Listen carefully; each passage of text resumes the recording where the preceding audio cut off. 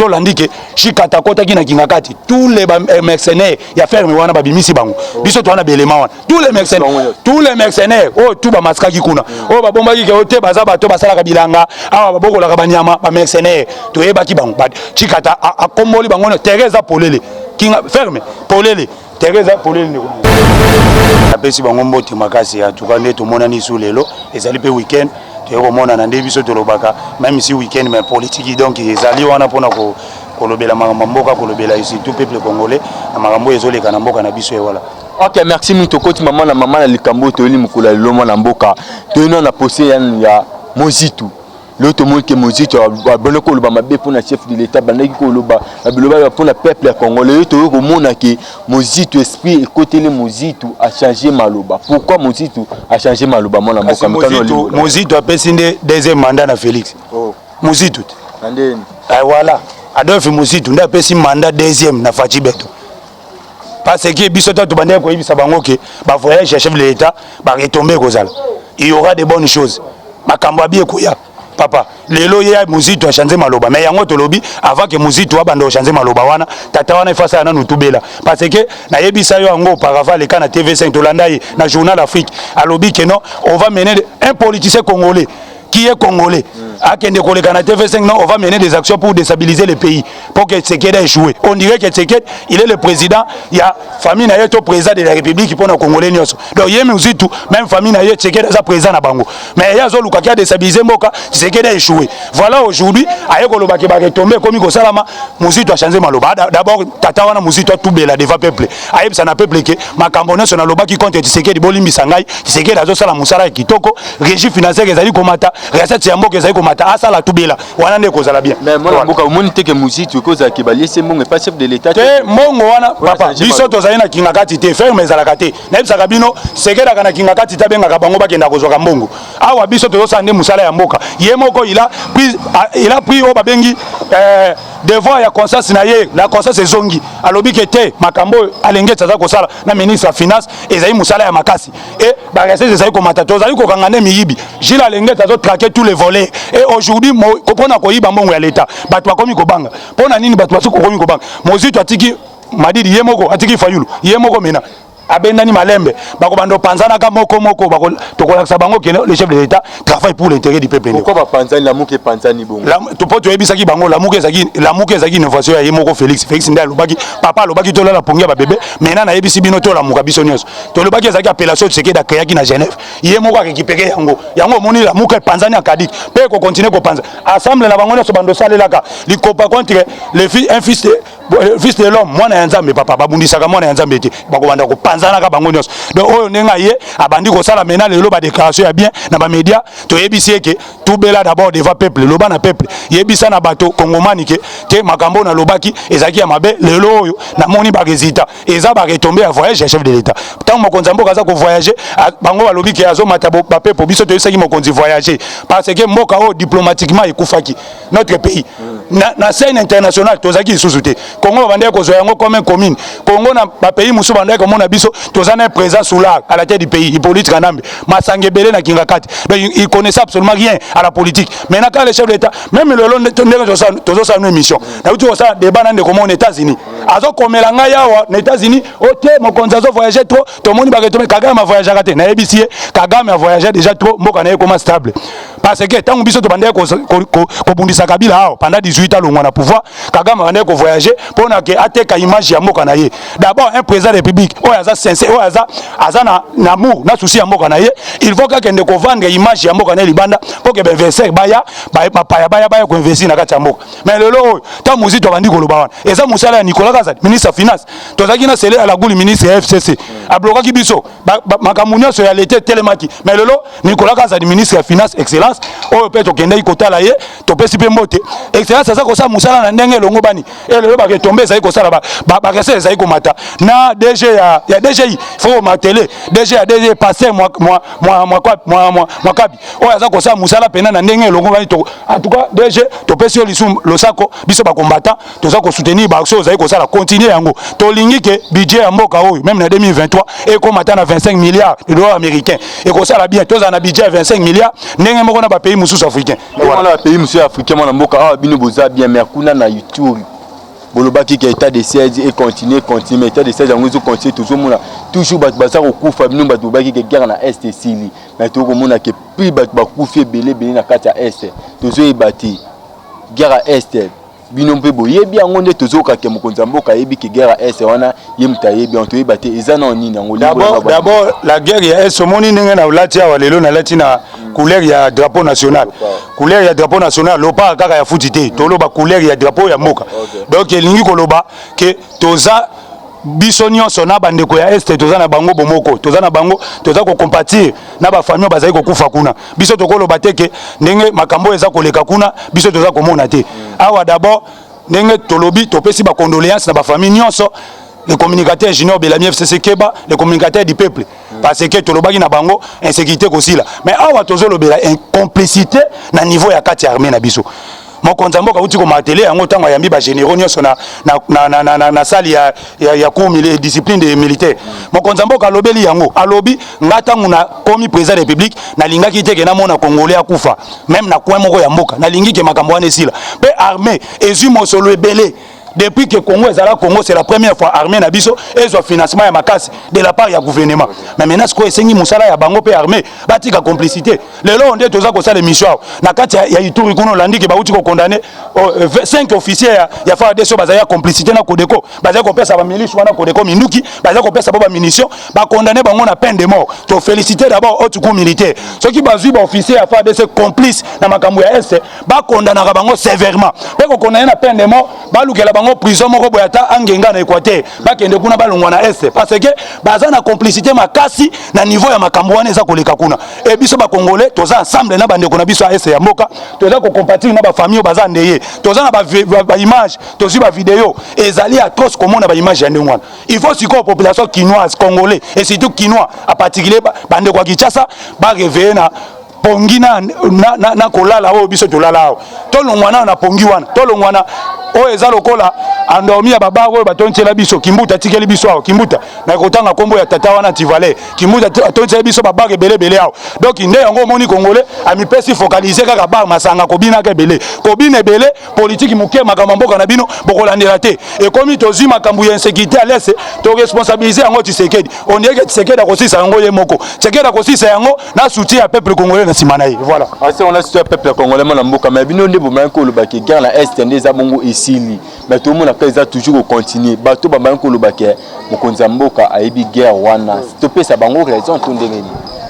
ba arrestation salami na kati ya est kuna ya ba milice yo landi yango te zala journaliste ndeko na ngai kuna ba arrestation salami bakangi ba milicien na ba financer na bato bazali ko collaborer na bango bakangi bango ebele biso nyonso tolandaki yango mokolo bakeno ba avancer za ko sala mateto eloko moko salami te wana ngai na ko sala contre yo ndeko na ngai journaliste za journaliste munene chaîne o la voix céleste za chaîne munene bato balandaka biso na bango zo ebana te ba vidéo na bango emonani te to ko kala mnoko ki bakangi mais biso to monde bato na kati ya Ituri bakufi ba vidéo emonani mwana mboka ba officier ba condamné na Ituri yo za d'accord oza koloba ke ba officier wana ba condamné bango te na tangela yo message yao c'est bien voilà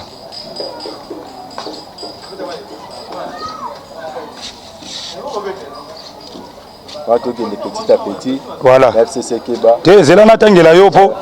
congolais tembende le kimini biso tant tozoloba tolobaka makambo toza ko inventer te voilà bazolanda babi bamona.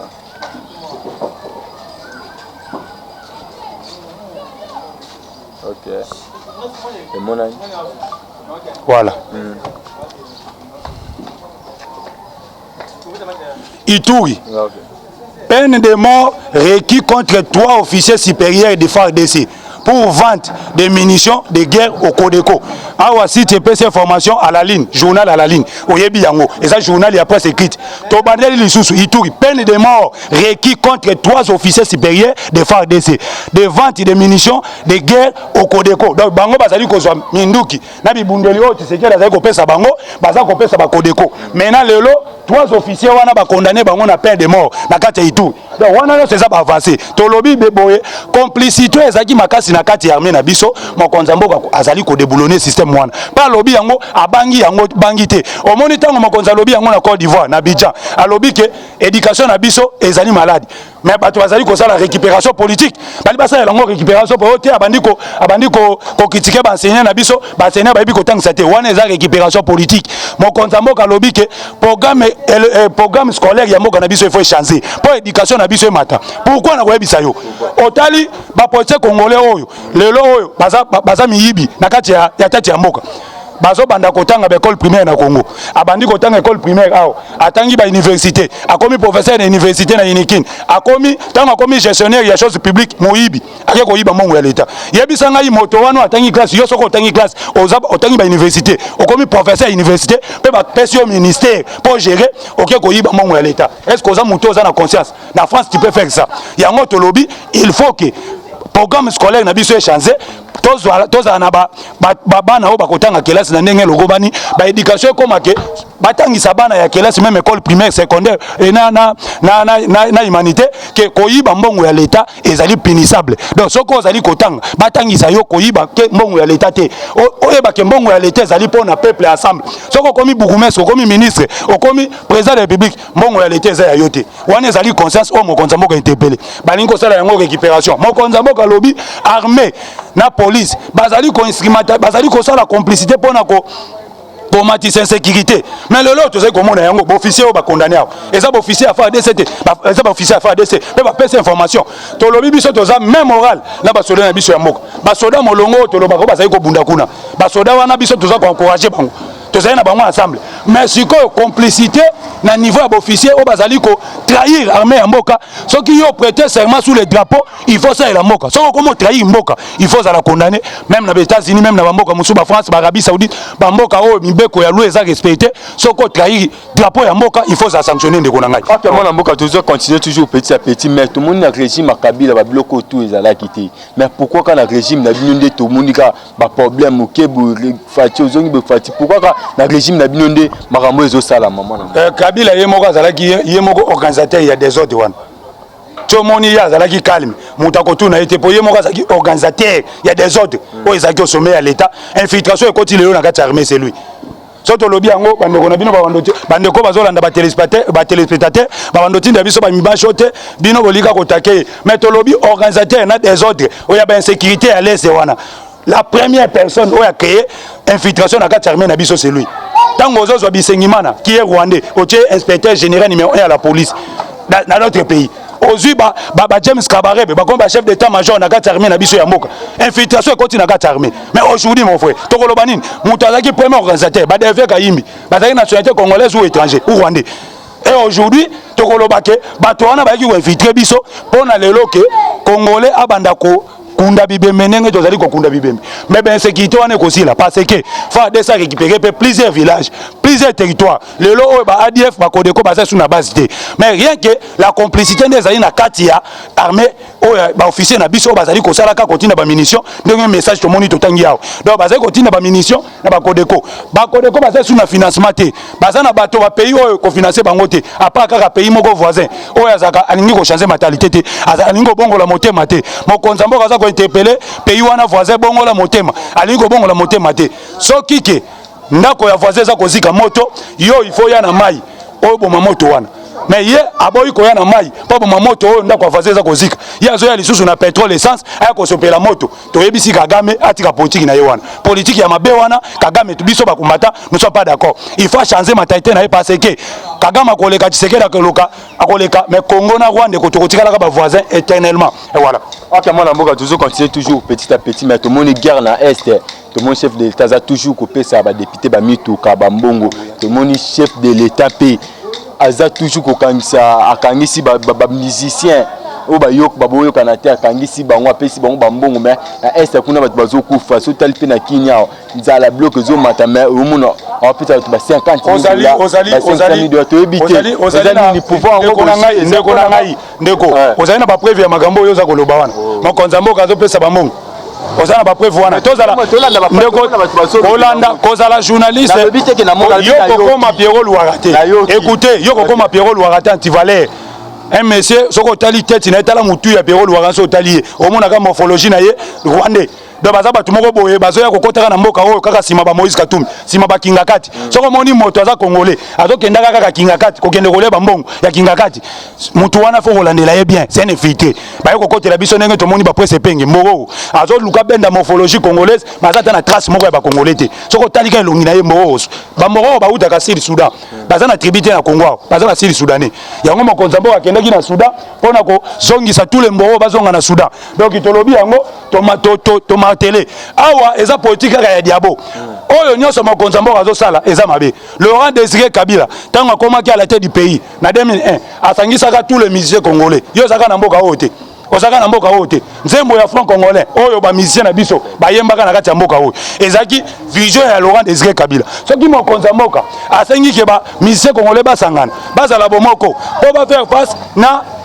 makambo ezoleka ba combattant na ba diaspora ba ministère bazongela ba production na bango na poto lelo to sepena ba combattant Afrique du Sud nde ba longoli ba mesure na bango ke ba musicien ba betaka te ba concert na bango na ba poto na Afrique du Sud ba combattant ya Afrique du Sud bazui mesure ba longo ba lever ba musicien ba kobeta ezali sengo pona ba ezali culture congolaise musique congolaise culture na biso ndeza côté kama image ce sont des ambassadeurs ba musicien wana omoni ba musicien mona ce sont des ambassadeurs mais bazali bato lelo musique na biso rumba congolaise c'est un patrimoine il y a UNESCO mondial papa eza ba fort o mokonza mboka pesi ba kofi olomide bazui ba passeport diplomatique ako bando tambola partout pona koteka image ya musique congolaise donc tokoloba ke ezali mabete so mokonza mboka asali mokonza mboka yo tolobi awa to moni pe ba image wana te ke mokonza mboka sangisi toyoki ke bato bazali ba actionnaire ezali ba entreprise ya ba brassicole ya masanga o epesaka nde basaba basali ba compteur wana mais mokonza mboka azosenga pe ba unité ya bongo ya lolenge wana le chef de l'état congolais alingi congolais azala bomoko bayembela pe bandeko na biso ya S bayembela pe mboka Jibin Piana Weranson ba héritier ba Fere Gola bango nyonso ba Alain Makaba ba Kofi Olomide écoutez ndeko nanga basangani bayembi chanson moko patriotique pona mboka ekosala pe bien donc wana eza Laurent Désiré Kabila tanga bandeko kozala yango à l'époque biso pe to soutenaki lelo pe mokonza mboka aza kosala même politique o Laurent Désiré Kabila salaki sala yango te parce que il était rwandais yani ngaki te ko benga ba congolais basangana bayembela mboka asa papa lelo kolobake mokonza mboka ba député bazwa mutuka kaka mutuka ba jeep na bango bazwa ka à l'époque o ba pesa kim député ko tambo na vélo député qui est assemblée nationale na moto wewa azui wewa koti na assemblée nationale bo so asala accident papa tango ba pesi ba député mituka po ba yaka na assemblée nationale o ezali baza ko voter ba loi pour l'intérêt ya mboka ezali mabe wapi da bolingi ke ba député na biso bazala ko tambolaka na ba section. Et voilà, aïe na moto, na kadi wewa, azui wewa, memia na Assemblée nationale ndeko na ngai. Toti ka ba politique wana yako, comment na Tshisekedi les mal partout. Non, mokonza mboka azana besoin ko pomulake sa l'état te. Lelo oyo, ozali komona musala ya service national. Wana na koyebisa yo pona pesa yo maloba. Otuna mutuna ningo mesa ko tuna. Service national général Kasongo Kabuku. To pesi lo sa comme général. Azali ko sa musala na ndengo elongo bani. Le service national est comme na 5 sites. Oh déjà faire des ça ko chaka nya makasese. Monsieur ezana Miabi na Kasai, aussi na Congo central, aussi na Équateur, loso ya Bumba. Kala mingi to comme na service national et coller sa Kinshasa loso ya Bumba. Bolandaki déjà politique comme Konzi, atie sécurité na les charmants déjà pas Bemba. Donc musala za ko salam. Souffrance to comme na lelo général Kasongo lobby yango na média to kotanga kombote média moko ya radio que na 2023 toko recruter plus de 15 000 kuluna 15 000 tolobi 15 000 kuluna wana général Kasongo bakozwa bango baké service national bakopanzana na Miabi na Kasai bakei Congo central bakei na Kane Makasese bakei Équateur oyo ako continuer ko sala mabe général Kasongo déjà pesi message ako kende ko sa bilanga pe service national et comme service ya l'état baya ba komi matriculé ba komo zo mongo ya l'état pa pesa 50 ben civique wana liboso ezala kité opération likofi mais lelo to komi ko zo bango to komi ko resserrer bango na kata société wana ne ezali musala pe vision mokonza mboka général Kasongo azali ko kokisa yango sous la vision ya chef de l'état ndeko. OK mwana mboka tozo kende petit kuna ko kende ko citer mwana mboka to moni Joseph Kabila ambongo na Katumbi basali coalition moko bowana bazana réunion na kati ya Katanga toyebite bazo préparer ni na 2023 mais quand on kolimbo la bana mboka tokoyebisa na bakongomani boye tango mokonzi mboka ke table ronde ya Katanga table ronde ya Katanga peuple kasayen na Katangi chef de l'état mutabengisa qui est président Zambie directement mokonzi mboka kati na Zambie. Vous savez pourquoi le chef de l'état est allé là-bas à Zambie? Mokonzi mboka kendaki kuna kokende koyoka ba révélation belé pour na Moïse Katumbi ces messieurs là.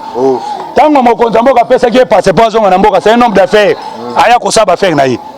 Exactement quoi comme politicien ou comme président de la République. Aux gens va faire na yo ya balle sala makamba balle. Aux gens pêcher Moïse Katumbi position e banagate. Homme d'affaires na pêche na balle wapi. Donc à comme président de la République papa on est à théâtre. Nous les Congolais to quoi accepter les soutiens étrangers na 18 à calvaire et lesquels biso na mboka oyo avec des ba cicatrices et tikali biso. Ya ba licho to bundi pour na kolongo l'étranger et ça qui difficile et qui facilité. Et tous les soutiens étrangers azongela biso to ko risquer bande quoi papa mbongo tata cardinal tokoloba topesa kayoba lokumu ebele ba respect belé biso ba combattant mais oza ko déborder ba réunion wana leki ba réunion ya complicité ya ba mafia ya ko déstabiliser régime to pouvoir en place en tout cas réunion leki tata zonga église zongela losambo tika makambo ya politique tika religion zongela religion na yo zali cardinal pour l'église est au milieu du village donc wana toza ko interpeller tata cardinal toza na belema te na question yo tuninga mais toza ko loba po ba réunion esala maka toyebi mais to sengi ke tata cardinal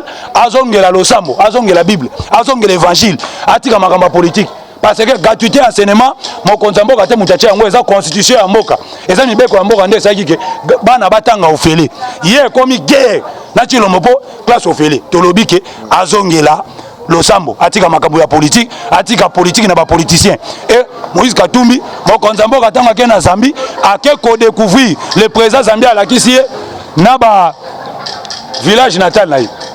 papa alakisi na ba village natal ya Moïse Katumbi tokoloba yango nyonso village natal na ye alakisi bana ya Moïse wana président Zambie aza même moral na président notre président de la République abiyaka papa ozana Katanga katia Zambie ya komona réalité tokoyesa na bakongomani alakisi tout alobi bana na ye ba député awa na Zambie bana na ye bakota quand même ba siégeaka na Assemblée nationale ya Zambie azawa azana ba entreprise belé awa na Zambie azozwa bazopesa ye kuna na Zambie ba exonération o livre bande ko zwa awa bazopesa ba exonération à l'état afutaka ba pas coûter na ba entreprise parce que aza grand politicien notable zambien mais awa ndeko na ye moko o babengi na kombo ya Katebe Katoto a témoigné yango na média moko international ya Mindele na TV5 que non lui il est zambien yaza papa na ye italien papa na biso italien zambien voilà et aujourd'hui yozo ya koloba que non mutuana papa tokotelemela bango tina suka awa tolobi il est zambien à zonga na kati ya mboka na ye pona kosama makambo na ye na kati ya Zambie et pas ici dans notre pays. Ok mona mboka tozo kende petit à petit pas okende rochité to moni ke muzitu na fayulu basangani tebite pourquoi basanga basali coalition wana mona mboka muzitu fayulu na matata mponyo voilà tolobi boye ces gens-là ils croyaient pas ce qu'il fait. Il ne croyait pas ce qu'il fait. Tant qu'on va sur le baquet, Mouzito a isolé Madidi. Pourquoi? Ce qui Mouzito a isolé Madidi, parce que Madidi aussi, parce qu'il y a une association des étrangers. Ils ont allé maintenant faire une association des étrangers. Basangani, une association des étrangers, pour maintenant commencer, il y a qu'à déstabiliser les pouvoirs en place. Et voilà. Aujourd'hui, nous sommes des combattants. Nous sommes des combattants de Kotokoye Bisayoke. Quand Mouzito a vu que non, Mouto Yazo qui est il faut s'éloigner directement. Et aujourd'hui, les pays, ils ont commis Manakata Liboulou. Mouzito a son monnaie en route. Et maintenant, Madidi a son monnaie en route. Avec un antivalère, Moïbi a Mounene. Matata Pono, c'est quelqu'un qui a volé l'argent de ces pays. Makambuya, papa, Makambuya, ya RVA, Makambuya, Congo Airways, Assomi Bavia, Bakimbambala, Makamboya, Bukangalozo, il a détourné l'argent de l'État. Et aujourd'hui, il y a quoi que le baquette, à quel Kosangana, Motoana, pour Azana Mbongo, ya campagne, le Kola, Mouzit, Enani, Matata Pono, Azana Mbongo, Bele, après ça, Mbongo, ya pré-campagne, à la campagne. Yé, Mounani, Arosa Mbongo, Azana Mbongo, Teta. Azali sous na minute ba européen ba tourner le do ba pesa mokongo oyo azalaki moto ya baeuropéen baoccidentaux bapesa ye mokongo lelo ndenge aza komoluka moto ni akosoutenir ye apesa ye kanda mpo apesa soutien papa biso tozali koloba toya kotelemela biloko wana ya baassociation ya kosanganaka mboka oyo eza koavance makambo eza kotelema eza kokea liboso tosoutenir baaction mokonzi mboka aza kosala e mutu mpo akotema biso eza te Congo la liberté d'expression ntango baba azali koloba biso toyali koyoka biso mpe toza koreplike bazala baner solide ya koyoka makambo na biso toza koreplike mpo tokoreplike bango ntina suka nde bake kosangana wana imagine ye bandeki koloba ke Tshisekedi akata coalition ya FCC cash akata coalition ya FCC yenda bandeki kotemela yango kaka ye madidi wana mais lelo Tshisekedi akati coalition FCC cash aye kosala mena gouvernement union sacré ye madidi a préféré tangu Tshisekedi akaboya na Kabila yake kosangana na Kabila et voilà ba politique congolais donc lelo yake kosangana ba matata ponyo bani wana Kabila mena komi lelo propre komi saint dessin akomi moto malamu et pas na ye donc neto lobby congolais il faut sozola atali sabato baza ba véritable médiocre to lobaki na tata mbongo ke papa azali koya basango nyonso bo babotana yo po bota tika zwa bana na yo nyonso yo bota lakisa na papa po papa lobaki avana kita na Congo na koya mama na basango oyo babota te bato wana to moni bakoti na politique eza charge bazande kozanga eloko ya kosala donc bakomi wana lokola charge ya bana ezali ebele babomba ba maska bana na bango mena ekomi il faut bakota na politique po bazwa mbongo po banda ko servir ba makango ba bomba de gauche à droite lelo to lobike bango ne so bakozala démasquer on dit matata pour nous en 2023 bien postulé non événement ako postulé ta okende d'abord na justice mutu nyonso na minute onde tozoloba na yo même ba caméra bazali ba personne no gata na justice soko ke na kata seni ba ko rejeter candidature na yo parce que oza na problème la justice soko oza na problème la justice ndeko na ngai po ba zwa dossier na yo na kata seni et kozala problème d'abord il faut aussi la nana na justice congolaise soko aussi la justice congolaise ba yebisi na peuple ke mutu wana yibite wana nde Denis Kadima président ya Seni comme indépendant akoyamba candidature na voilà. Denis Kaloubi to moni démission na ya outi ko démissionner pourquoi a démissionné moi na mboka mekana ko limbo la ba na mboka boto ki ndo cité la corruption ko pomola ke ça l'état Georges Kapiamba naza na message ya Georges Kapiamba Georges Kapiamba azo déclaré tout haut à lobby yango Georges Kapiamba ya cage à lobby que depuis qu'il est le président ya coup constitutionnel atikala ko sali sa réunion té a sali sa réunion té entre 9 juges ba élaborer makambu ya mboka parce que c'est la cour constitutionnelle est la première juridiction ya mboka na biso papa donc il y a monde des au sommet ce qui est le cour constitutionnelle ezali ko faillir mais mboka ko parce que cour constitutionnelle ndeko sambisaka ancien président de la République cour constitutionnelle ndeko sambisa ancien premier ministre même premier ministre en fonction mais ce cour constitutionnelle eza ko ta réunion té président cour constitutionnelle aza wana aza ko luka mena comment ko détourner ba mbongo ya l'état comment ko mbongo ya l'état papa waneza théâtre de chez nous azaki pe ko sala intérim ya Benoît Lomba notre fait papa Benoît Lomba pe à son âme abandé ko sala intérim lelo oyo intérimaire na ye sili et tombé caduc ba juge 9 juges ba juger bon ba élire un nouveau président ya cour constitutionnelle oya koti wana papa na biso wana tozo sepela na ya ko sa musala parce que c'est un ancien ya cour constitutionnelle to conseil la yango débatté to conseil la yango polémique té cour constitutionnelle ezali haute juridiction ya mboka na biso basala musala na ndenge longo bani muto ko intimidé muto azali te ndeko na ngai ok muto intimidé muto azali te mona mboka to komi na suka émission na biso na loba question asuka yango po epesa numéro na téléphone na loba no asuka journaliste ya Pierrot Liwala to suki wapi olobaki bokanga etisi koyo eloko moko te ezo salama opesa biso to lobaki to kanga ete eza poursuite judiciaire eza problème na justice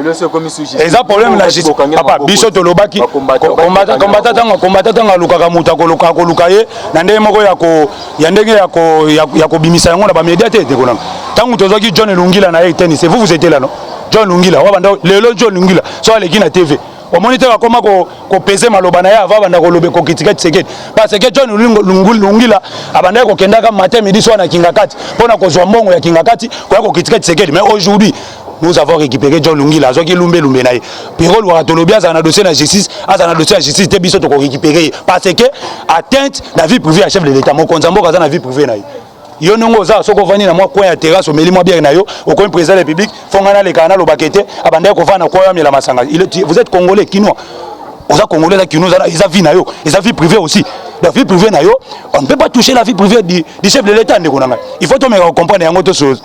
yango. Mokonza mboka, même ici il est chef de l'État, mais avant comme mokonza mboka azaki congolais, lokola ba congolais nyonso, azaki pe na ba vie privée, aki na ba vie na ye, wa banda pe ko sala. Donc biso to ko ya teke, o ya la face publique, pour ça journaliste moko quelconque, o banda ko étaler ba vie privée à chef de l'État, pour zimbongo, ozi mo solo na kati ya ferme moko boye quelconque, ba ferme wana nyonso to ko panza yango. Dojo landike, shikata kota ki na kingakati, tous les mercenaires, ya ferme wana ba bimisi bango. Biso to wana belema wana. Tous les mercenaires, oh tout ba maskaki kuna. Oh ba bombaki ke ote baza bato basala ka bilanga, awa ba bokola ka banyama ba mercenaires. To yebaki bango. Chikata a komboli bango Teresa Polele. Kinga ferme Polele. Teresa Polele ne ko. OK, FCC ke bato comme na suka émission na biso, le bano ya suka zani pe numéro. Perol wa ko zwama. Ndenge to rassurer ba congolais, Perol wa ko zwama. So akozwama ba ko zwaye po azape libanda ya mokate, na lanaki ne konanga moko na niveau ya Paris, akomelinga ke Perol wa déjà komi Canada, lokuta. Perol wa za awa na kati mboka ba ko zwa kaye. Ndenge to lobi. Olandi procès à Chebea, makambo assassiné Salamaka 2010. Mais lelo oyo Major Ngoyi Kenga aza condamné à peine 2010, lelo Major Ngoyi Kenga Kabila na John Numbi batinda ka kende boma Chebea ba condamné na peine de mort. Yango to isi ba congolais ke soko sali mabe lelo. Même lobby to lobby kuna à 20 ans. Ba kozwa kayo ba kotadu yo na justice. Matata po nozala tranquille tato ko sambaka. Même sali 5 à 10 ans au samba na ba dossier bukanga lonzo, au samba na ba détournement de 300 000 papa. Plus de 300 millions de dollars américains volatilisés et Ibamika Kaboy. Allez, atongi université privée à Yemoko. Na King, na Maniema. Allez, beaucoup m'appelle Maboko. Te Asali Moussala, atongi université. Ya Yemoko. Université à l'État.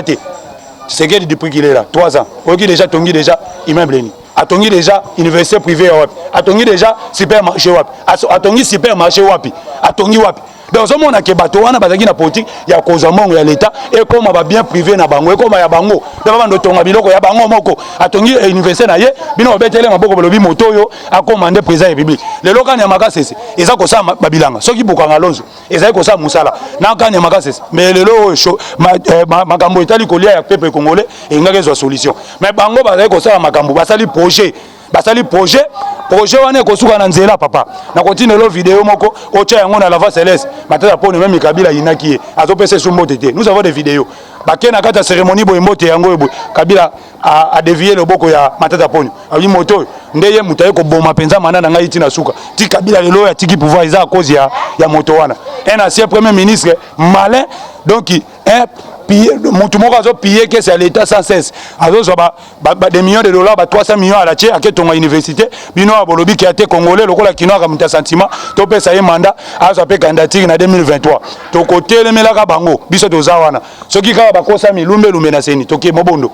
toke kuna c'est une indépendante biso be to peuple congolais toke kuna to bi oyo to lingite oyo to lingiete oyo to lingiete to boya bango quoi tellement les contacts. Numéro de contact est plus 243 91 02 47 120 plus 243 91 02 47 120. C'est le président Junior Belami FCC Keba, un grand communicateur na kati ya base boye bingai to solo la katobe takaba solo ba yike masolo ya mboka mais awa tant to zai ko loba moni ke biso to zai dike ko finga bato impolitesse ezate moko mona bato musuba zai ko sala ba vidéo ka ko finga ka bato kofinga ka donc poli baza ben poli de naissance surtout moko aza na niveau ya poto et poli de naissance to yebisi ya ko sala politique na Congo yo na poto soki to yo na poto awo na kata kin to ko tobolo libumu wana lokwa ligodo tala ye libumu musala ko kofinga ka bato to ko akozwa lumbe moko na kin akozwa ta idete. Merci mito comme la suka émission biso bakaya bakashala vita mukole longo na Izadi Kamande oza toujours na sima caméra to kutani biso na bino mbala sima.